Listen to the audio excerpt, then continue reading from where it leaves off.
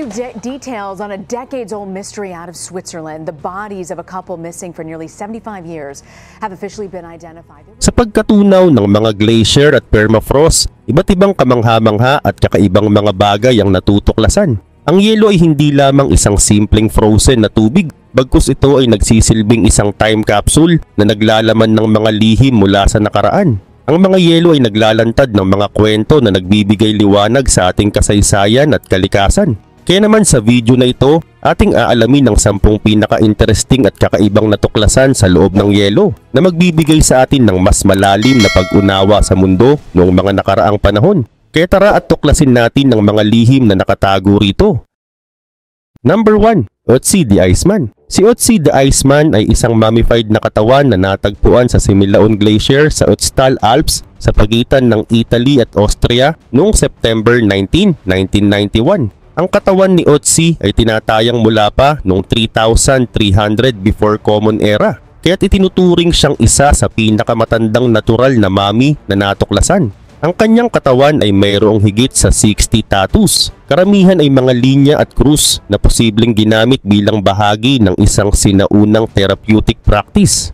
Natuklasan din na siya ay may arthritis, whipworm na isang uri ng parasites at mga gallstone. Sa una, inakala na si Otzi ay namatay dahil sa lamig. Ngunit noong 2001, natuklasan sa pamamagitan ng X-ray na mayroong arrowhead na nakatarak sa kanyang kaliwang balikat na nagdulot ng kanyang pagkamatay dahil sa pagdurugo. Samantala, ang mga damit ni Otzi ay gawa sa iba't ibang uri ng balat ng hayop tulad ng ibex, chamois at deer. Siya ay may suot na fur robe, woven grass cape at leather shoes na may stuffing na damo. Ang kanyang kagamitan ay kinabibilangan ng isang copper-bladed axe, flint dagger, bow at mga arrow.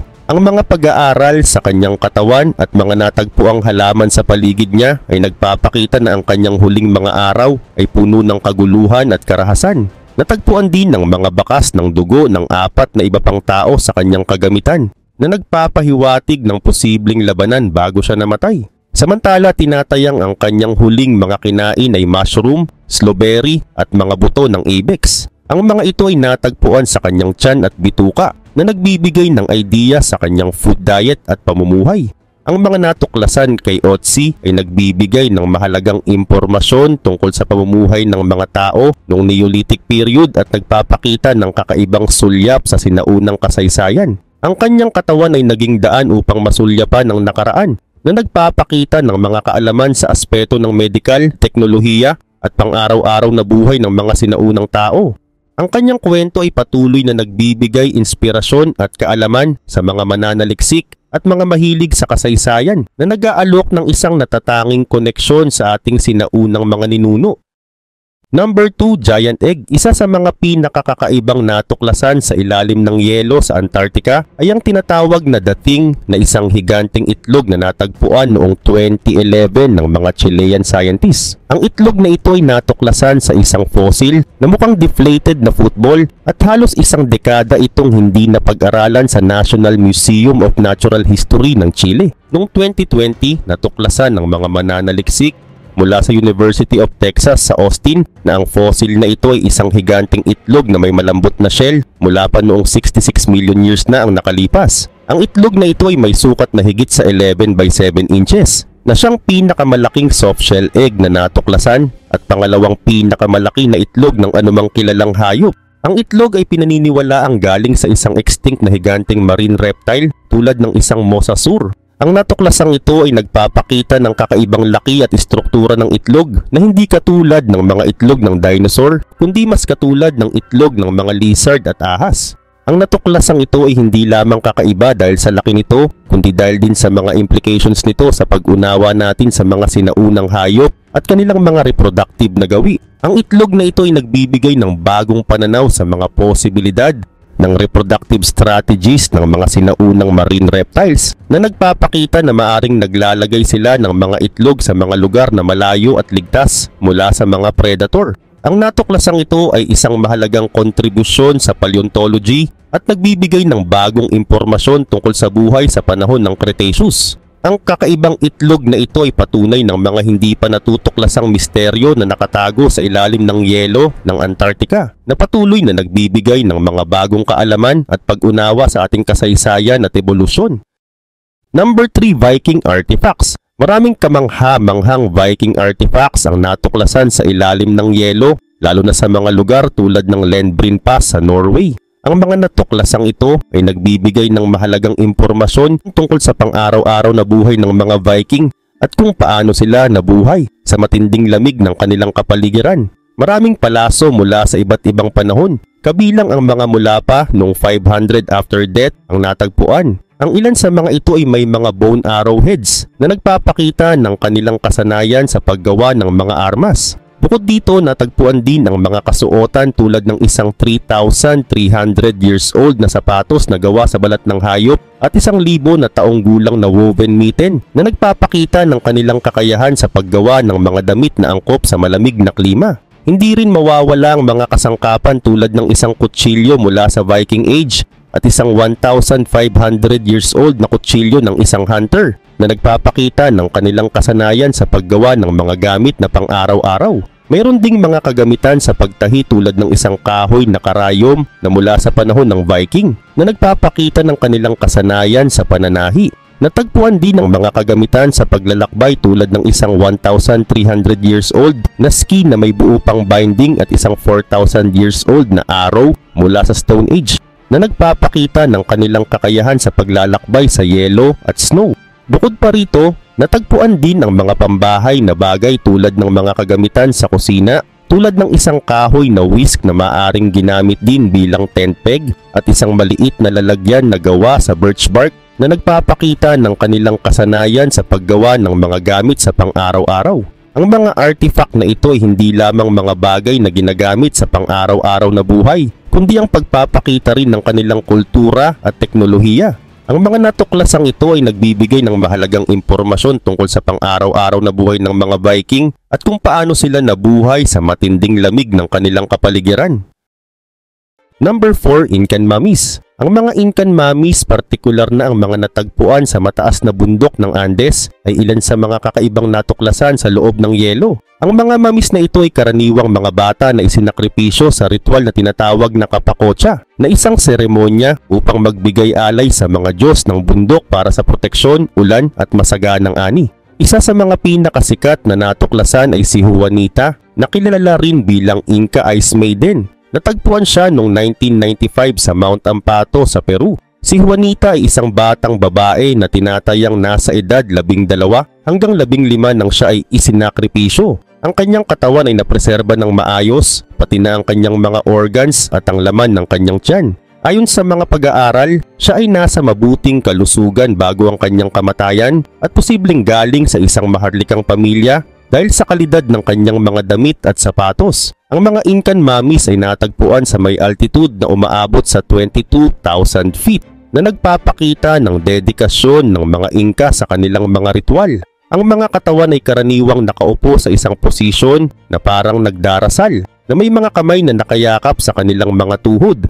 Ang mga ito ay sinamahan ng mga alay tulad ng mga jewelry at mga pagkain. Ang mga pag-aaral sa mga mummies na ito ay nagbigay ng mahalagang impormasyon tungkol sa sinaunang kultura ng Inca, kabilang ang kanilang mga paniniwala, medikal na kaalaman at pang-araw-araw na buhay. May mga natuklasan na nagpapakita rin ng mga bakas ng mga droga tulad ng coca at chicha na isang uri ng alak mula sa mais na ginamit upang mapakalma ang mga bata bago ang kanilang sakripisyo. Ang mga Incan mummies ay hindi lamang naghandog ng pagtanaw sa nakaraan kundi ng kakaibang koneksyon din sa mga sinaunang ritual at paniniwala ng mga tao sa Andes. Ang kanilang mga kwento ay patuloy na nagbibigay inspirasyon at kaalaman sa mga researcher at mga mahilig sa kasaysayan. Number 5, Ancient Viruses. Ang pagtuklas sa mga sinaunang virus sa loob ng yelo ay isa sa mga pinakakakaiba at kamangha-manghang mga natuklasan sa larangan ng science. Kamakailan lamang natuklasan ng mga sayantipiko ang halos 1,700 species ng sinaunang virus sa loob ng glacial ice ng Himalayas. Ang mga virus na ito na karamihan ay hindi pa kilala na natagpuan sa mga ice core na kinuha mula sa Gulia Glacier sa Tibetan Plateau. Ang mga virus na ito ay mula sa siyam na magkakaibang panahon na nakapag-adapt sa pagbago-bago na klima sa nakalipas na 41,000 years. Ang mga sinaunang virus na ito ay nagbibigay ng mahalagang impormasyon tungkol sa kung paano nag-a-adapt ang mga virus sa pagbabago ng klima sa pamamagitan ng pagsusuri sa DNA ng mga virus na ito. Umaasa ang mga mananaliksik na mas maintindihan kung paano nag-e-evolve ang mga virus sa harap ng mga pagbabago sa kapaligiran.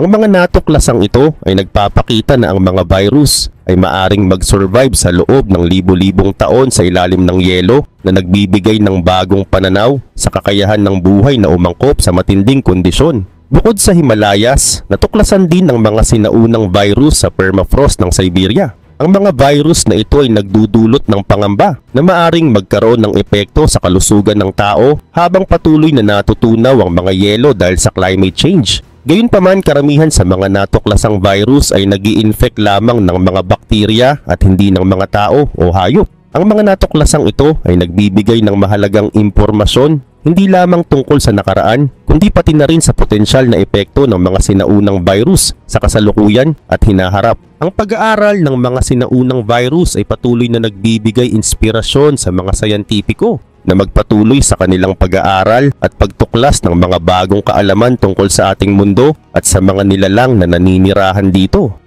Ang mga frozen cells at iba pang natuklasan sa yelo ay hindi lamang nagbibigay ng kaalaman tungkol sa mga sinaunang panahon, kundi pati na rin sa kakayahan ng buhay na mag-survive sa matinding kondisyon. Number 6. World War II planes. Isa sa mga pinaka-kapansin-pansin na natuklasan sa ilalim ng yelo ay ang mga eroplano mula sa World War II, partikular na ang mga bahagi ng tinatawag na Lost Squadron. Noong July 1942 na isang grupo ng 6 na P-38 Lightning fighter planes at 2 B-17 bombers ang nag-crash land sa Greenland dahil sa masamang panahon. Ang mga crew ay nailigtas, ngunit ang mga eroplano ay iniwan at unti-unting natabunan ng yelo at snow. Isa sa mga P-38 Lightning na ito ay natagpuan noong 2018 na natagpuan sa mahigit 300 feet sa ilalim ng yelo sa Greenland. Ang eroplano ay unang natukoy gamit ang isang drone na may ground-penetrating radar at kinumpirma ng isang ground-based survey ang lokasyon nito. Ang team na namumuno sa paghahanap ay gumagamit ng thermal probe upang matunaw ang makapal na yelo at maabot ang eroplano. Ang natuklasang ito ay nagbigay ng bagong pag-asa na mahanap pa ang iba pang mga eroplano mula sa Lost Squadron, pati na rin ang mga nawawalang crew members. Ang paggamit ng mga makabagong teknolohiya tulad ng drones at ground-penetrating radar ay malaking tulong sa paghahanap ng mga eroplano sa mga malalayong lugar na may matinding lamig at panganib tulad ng Greenland. Ang mga natuklasang ito ay hindi lamang nagbibigay ng mahalagang impormasyon tungkol sa kasaysayan ng digmaan, kundi pati na rin ng mga kwento ng kabayanihan at sakripisyo ng mga piloto at crew na naglingkod noong panahon ng World War II. Samantala, ang mga eroplano mula sa Lost Squadron ay nagsisilbing mga tahimik na saksi sa mga mapanganib na misyon at matinding hamon na hinarap ng mga sundalo noong digmaan. Ang mga ito ay nagbibigay diin sa kahalagahan ng teknolohiya sa pag-unawa at pagdiskubre ng mga bahagi ng ating kasaysayan na matagal nang nakabaon sa yelo. Ang mga natuklasang ito ay hindi lamang mga artifact kundi mga pahiwatig sa mga kwento ng tapang, sakripisyo at determinasyon ng mga taong naglingkod sa panahon ng digmaan. Ang bawat piraso ng eroplano na natagpuan ay isang piraso ng kasaysayan na nagbibigay liwanag sa mga pangyayari noong World War II at nagpapaalala sa atin ng mga sakripisyo ng mga sundalo para sa kalayaan at kapayapaan.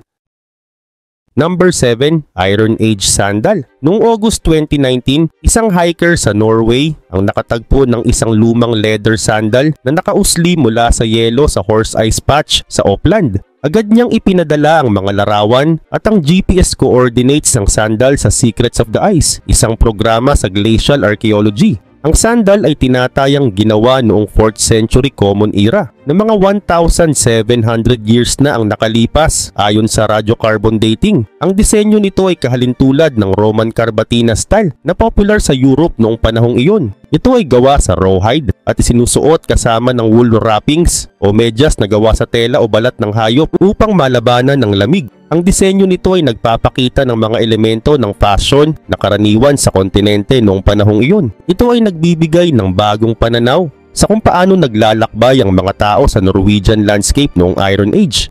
Ipinapakita rin nito na ang mga sinaunang tao ay gumagamit ng mga ruta sa bundok na ngayon ay natatakpan na ng yelo. Ang natuklasan na ito ay bahagi ng mas malawak na koleksyon ng mga artifact na natagpuan sa mga glacier at ice patches sa Norway. Kabilang ang mga sinaunang ski, tunic at iba pang kagamitan. Ang Iron Age sandal na natagpuan sa yelo ay hindi lamang isang kakaibang discovery kundi isang mahalagang piraso ng kasaysayan na nagbibigay liwanag sa pamumuhay at paglalakbay ng mga sinaunang tao sa Norway. Ang mga ganitong discovery ay nagpapakita ng yaman ng ating kasaysayan na nakatago sa mga yelo at glacier ng mundo. Samantala, isa itong patunay ng kahusayan ng mga sinaunang tao sa paggawa ng mga kagamitan na angkop sa kanilang kapaligiran at pangangailangan. Ang pagka-discover dito ay nagbigay daan sa mas malalim na pag-unawa sa kanilang kultura at teknolohiya at nagbigay ng inspirasyon sa mga mananaliksik na patuloy na tuklasin ng mga yelo at glacier para sa iba pang mga nakatagong yaman ng kasaysayan. Number 8. HMS Endurance. Ang pagtuklas ng HMS Endurance, ang barko ni Sir Ernest Shackleton, ay isa sa mga pinakakamangha-manghang natuklasan sa ilalim ng yelo. Noong March 2022, natagpuan ng mga scientists ang barko sa ilalim ng Weddell Sea, higit isang siglo matapos itong lumubog noong 1915. Ang HMS Endurance ay natagpuan sa lalim na 3,008 meters sa ilalim ng yelo at sa kabila ng matinding kondisyon, ang barko ay nasa kamangha-manghang kondisyon pa rin. Ang mga larawan at video ng wreck ay nagpapakita ng 3-masted wooden ship na halos buo pa rin, kasama ang mga gintong letra na Endurance na malinaw na nakikita sa stern. Ang HMS Endurance ay nasira dahil sa sea ice at lumubog habang sinusubukan ni Shackleton na maging unang tao na tatawid sa Antarctica mula sa South Pole. Ang kanyang ekspedisyon ay naging isa sa mga pinakaheroikong kwento ng kaligtasan, kung saan siya at ang kanyang mga tauhan ay nakaligtas sa pamamagitan ng paglalakad at paggamit ng maliliit na bangka.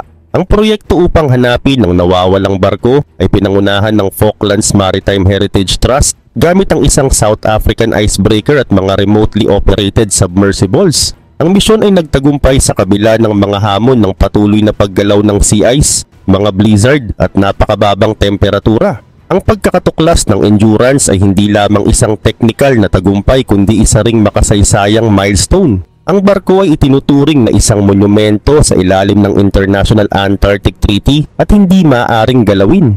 Ang mga natuklasan mula sa wreck ay nagbibigay ng mahalagang impormasyon tungkol sa mga kondisyon ng yelo at dagat noong panahon ni Shackleton, pati na rin ng teknolohiya at disenyo ng mga barko noong early 20th century. Ang mga natuklasang ito ay nagbibigay inspirasyon sa mga scientists and researchers na magpatuloy sa kanilang pag-aaral at pagtuklas ng mga bagong kaalaman tungkol sa ating mundo at sa mga nilalang na naninirahan dito. Ang pagkakatuklas ng Endurance ay isang patunay ng tibay ng tao at ng kakayahan ng science na magbigay liwanag sa mga misteryo ng nakaraan. Number 9. Ancient Arrowheads. Isa sa mga pinaka-kapansin-pansin na natuklasan sa ilalim ng yelo ay ang mga ancient arrow na nagbibigay ng mahalagang impormasyon tungkol sa kasaysayan at kultura ng mga sinaunang tao. Sa Norway, partikular na sa Lenbrin Ice Patch, maraming natuklasang arrows na nagmula pa sa iba't ibang panahon. Ang isang 1,300 years old na arrow ay natagpuan na may iron arrowhead na nagpapakita ng mataas na antas ng kasanayan sa paggawa ng mga armas noong panahong iyon. Ang arrow na ito ay natagpuan sa ibabaw ng yelo na nagpapahiwatig na ito ay hindi pa natutunaw mula noong ito ay nawala 1,300 years na ang nakalipas. Bukod dito, natagpuan din ng isang rare arrow na may quartzite tip na tinatayang nasa 3,000 years na ang tanda. Ang palasong ito ay natagpuan sa Jotunheimen Mountains ng Norway at merong feather fletching na nakakabit pa rin sa kahoy na shaft na nagpapakita ng kanilang kasanayan sa paggawa ng mga palaso na may mahusay na aerodynamics. Isa pang natuklasan ay ang mga arrow na may arrowheads na gawa sa shells ng freshwater pearl mussel na tinatayang nasa 3,500 years na ang tanda. Ang mga arrowheads na ito ay natagpuan kasama ng mga shafts at sinew na nagpapakita ng kakaibang materyales na ginamit ng mga sinaunang tao sa paggawa ng kanilang mga armas. Ang mga natuklasang ito ay hindi lamang nagbibigay ng mahalagang impormasyon tungkol sa teknolohiya at kasanayan ng mga sinaunang tao, kundi pati na rin ng kanilang paraan ng pamumuhay at pakikibaka sa matinding lamig ng kanilang kapaligiran. Ang mga artifact na ito ay nagsisilbing mga tahimik na saksi sa kasaysayan na nagbibigay liwanag sa mga pangyayari at kultura ng mga sinaunang tao na matagal nang nakabaon sa yelo. Ang bawat piraso ng araw na natagpuan ay isang piraso ng kasaysayan na nagbibigay diin sa kahalagahan ng teknolohiya sa pag-unawa at pagdiskubre ng mga bahagi ng ating nakaraan na matagal nang nakatago sa yelo. Ang mga natuklasang ito ay hindi lamang mga artifact kundi mga pahiwatig sa mga kwento ng tapang, sakripisyo at determinasyon ng mga taong naglingkod sa panahon ng digmaan. Number 10. Mummified bodies of a Swiss couple. Ang mga mummified na katawan ni Marceline at Francine Dumoulin na isang mag-asawang Swiss ay natagpuan sa loob ng yelo sa Channefleuron Glacier sa Swiss Alps noong July 2017 matapos silang mawala ng 75 years. Ang mag-asawa ay nawala noong August 15, 1942 habang papunta sa isang meadow upang maggatas ng kanilang mga baka. Ang kanilang pagkawala ay naging isang misteryo sa loob ng maraming dekada hanggang sa natuklasan ng kanilang mga katawan ng isang ski lift technician na nagsasagawa ng routine maintenance sa Glacier 3000. Ang technician ay nakakita ng isang paa na nakausli mula sa yelo. At sa mas malapit na inspeksyon, natagpuan niya ang mga katawan kasama ang kanilang mga gamit tulad ng mga backpack, bote, libro at relo. Ang mga katawan ay napreserba ng maayos dahil sa malamig at tuyong kondisyon ng glacier na nagpapabagal sa pagkasira ng mga bangkay. Samantala ang mag-asawa ay natagpuan na nakasuot ng mga damit na angkop para sa panahon ng 1942 at ang kanilang mga papel ng pagkakakilanlan ay nandoon pa rin. Ang kanilang 7 mga anak ay naghiwalay at hindi na kinikilala ang isa't isa matapos ang pagkawala ng kanilang mga magulang.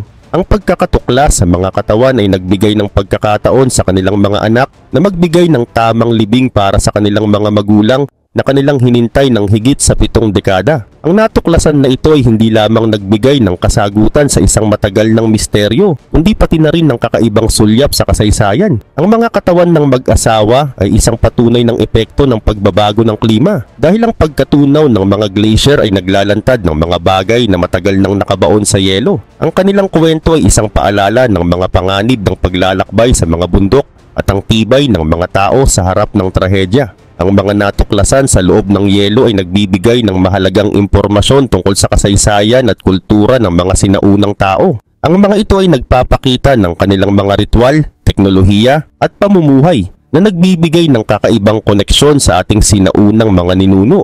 Ang mga natuklasang ito sa loob ng yelo ay nagpapakita ng mga kamanghamanghang kwento at misteryo mula sa nakaraan. Bagamat maaaring ipaliwanag ang ilan sa mga ito sa pamamagitan ng science, hindi maikakailan na ang mga ganitong kwento ay nagiiwan ng malalim na impresyon at nagpapaalala sa atin ng misteryo at unpredictability ng ating mundo. Kung meron kang sariling kwento o karanasan tungkol sa mga kakaibang natuklasan sa yelo, i-share mo naman sa comment section dahil gusto naming marinig ang iyong mga kwento. Huwag kalimutang mag-like, mag-subscribe at i-hit ang notification bell para lagi kayong updated sa mga susunod nating kwento. Hanggang sa muli at ito ang Arvin Polo TV.